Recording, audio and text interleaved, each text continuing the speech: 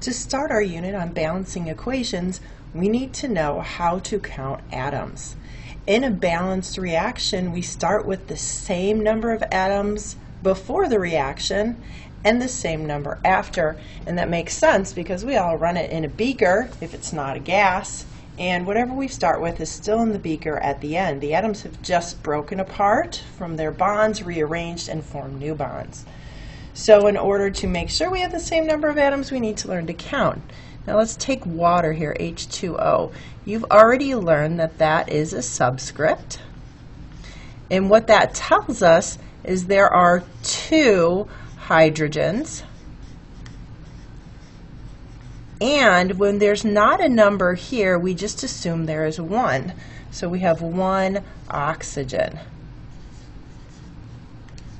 And that's because if it wasn't there, we wouldn't have written it down. But now we're going to introduce a new number, okay? And that's called a coefficient. And all that tells us is the number of compounds. So now I have 2 waters. So I have H2O twice. Oops.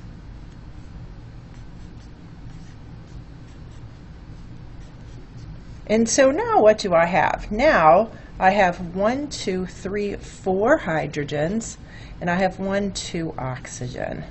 And what you can do is you can use the mathematical distribution property. So 2 times 2 is 4 hydrogens, and 2 times 1 is 2 oxygens.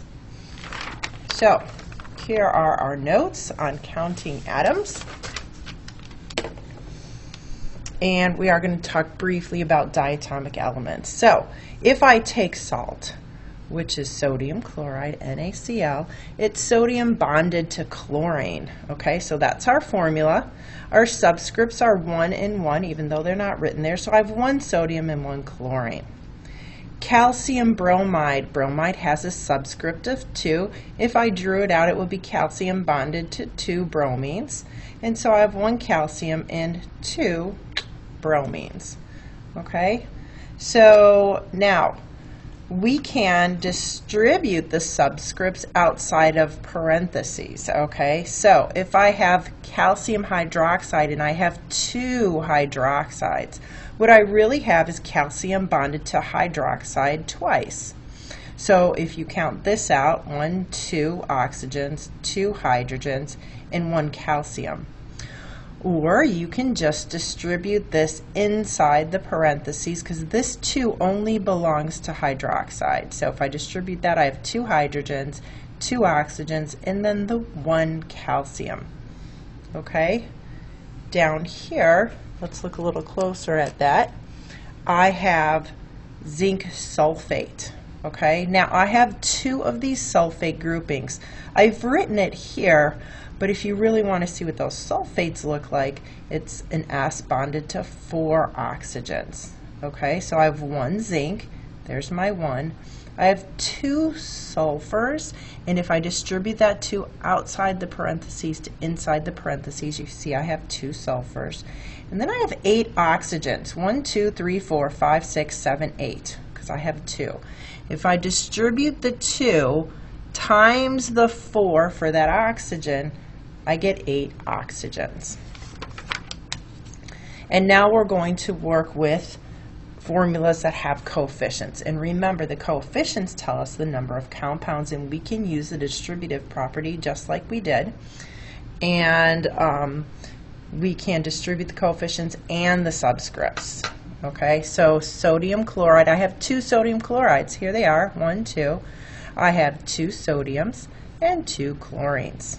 Okay, now I have my calcium hydroxide. Here's my calcium bonded to hydroxide, but I have 2 of them. Okay, so now I'm going to distribute the inside the parentheses first. So it's like I have 2 hydrogens and 2 oxygens. Okay, but then I have 2 of that whole compound. So distribute here. I have 2 calciums. I have 2 times the 2, so I have to double distribute. I have 4 oxygens, and I have 2 hydrogens times the 2, so I have 4 hydrogens. Okay? Now, here is our big daddy. So I have a subscript inside the parentheses, a subscript outside the parentheses, and a coefficient. We are going to distribute this 2 all the way across, and this 2 to every element as well. If I drew it out, I have zinc sulfate. That's a zinc bonded to 2 sulfates, but I have 2 of them. So let's draw the first one.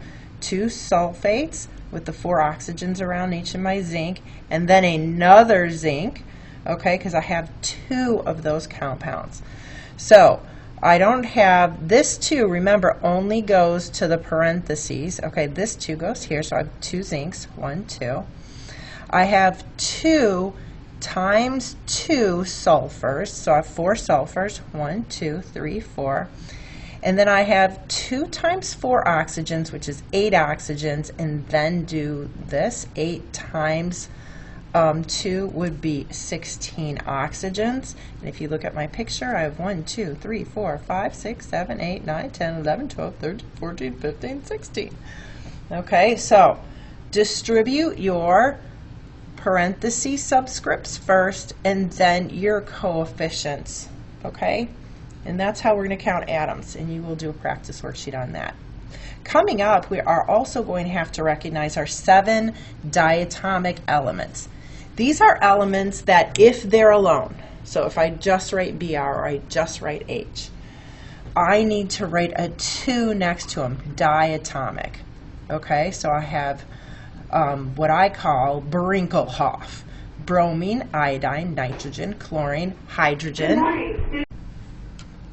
Okay, our 7 diatomics. So Brinkelhoff, bromine, iodine, nitrogen, chlorine, hydrogen, oxygen, and fluorine. Write this right on your periodic table. You will need this for balancing. And let's just compare. Iron can be alone. I can just have 1 iron atom. Gold can be alone. But bromine cannot. It needs a buddy. It's afraid of the dark. Or hydrogen. That needs a buddy. It's afraid of the dark. Why? Because it's a Brinkelhoff. So any one of these, if you write them alone, not in a compound, you have to put the subscript of 2.